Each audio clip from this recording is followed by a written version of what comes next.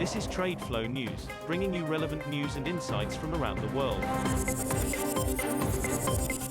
TradeFlow News, enabling trade for SMEs and economies worldwide.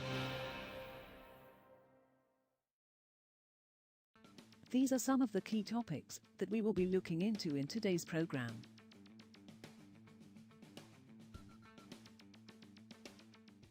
First, let's take a look at the overnight headlines which are impacting the commodity markets.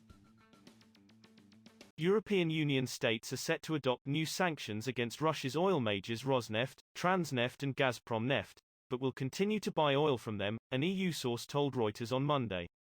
The three companies are already subject to EU restrictions on loans and debt financing. Under the new package to be discussed later on Monday by EU top diplomats, they will also face an investment ban, which is expected to freeze their funding from sources in the EU in new production and exploration projects in all fossil fuels. But in a sign of EU's concerns about the impact of sanctions on oil prices and supplies, EU governments insisted on clarifying that the new measures would not prevent EU states and companies from buying oil from the three Russian companies, the source said.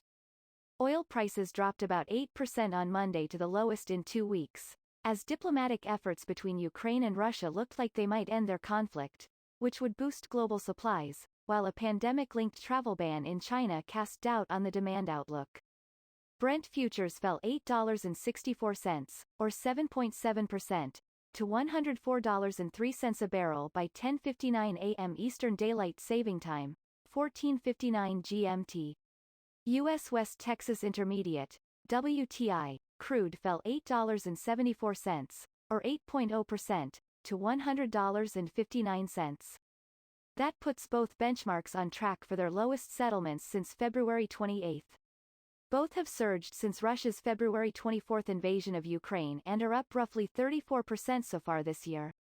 Moving on to the top news in the energy sector. The German government, working to reduce its dependence on Russian oil and gas, discussed energy supplies with Qatar this week, the Federal Chancellery's State Secretary said on Saturday. We discussed bilateral cooperation particularly in energy and corporate investments, Jörg Kuki said on Twitter, adding he talked to Deputy Prime Minister Sheikh Mohammed bin Abdulrahman Al Thani, who also heads the Qatar Investment Authority's Sovereign Wealth Fund, on Wednesday. Germany is to close its last nuclear power plants this year and plans to build its first liquefied natural gas, LNG, terminal within 2 years. The U.S. seizure of Iranian tankers in recent months has not stopped sanctions hit Tehran from increasing oil exports, Iran's oil minister was quoted as saying on Saturday. The United States has on several occasions in the past months violated Iranian oil tankers to prevent export of shipments, Javad Og said in an interview carried by Iranian media. When the enemy realized it could not stop our exports and contracts, they went after our ships, Og said. His remarks follow reports of a recent seizure of an Iranian oil tanker in the Bahamas, even as indirect Iran-US. Talks in Vienna to revive a 2015 nuclear deal could see the lifting of U.S. sanctions in return for Tehran curbing its nuclear work. Next, we have the top news in metal markets. Palladium slumped nearly 17% in a sharp correction after rallying to an all-time high on the Ukraine crisis, as worries eased that supplies of the autocatalyst metal from top producer Russia may be hit. Progress in Russia-Ukraine peace talks also drove a nearly 2% retreat in gold. Palladium, used in car engine exhausts to reduce emissions, dipped 13.6% to $2,433.35 per ounce by 15:33 GMT, facing its biggest daily percentage drop in 2 years. It fell as much as 16.8% earlier in the session. Platinum dropped 3.2% to $1,044.79. Prices of industrial metals fell on Monday as diplomatic efforts to resolve the Russia-Ukraine conflict calmed supply disruption fears, while demand concerns in top consumer China also weighed on the market.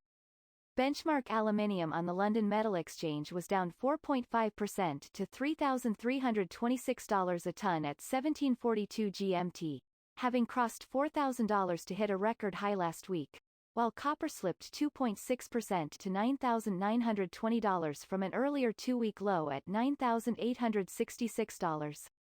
Russia is a major aluminium producer and why the price went ballistic, said Dan Smith, managing director at Commodity Market Analytics. We will now look at the top news in the agricultural sector. China has started the release of more than 3 million tons of fertilizers from its commercial reserves in March for spring farming, its state planner said on Monday. More fertilizers will be released from reserves to meet the market demand during key spring plowing period, and the government will keep close monitor of the market situation to ensure stable supply and prices of fertilizers, said the National Development and Reform Committee in a statement.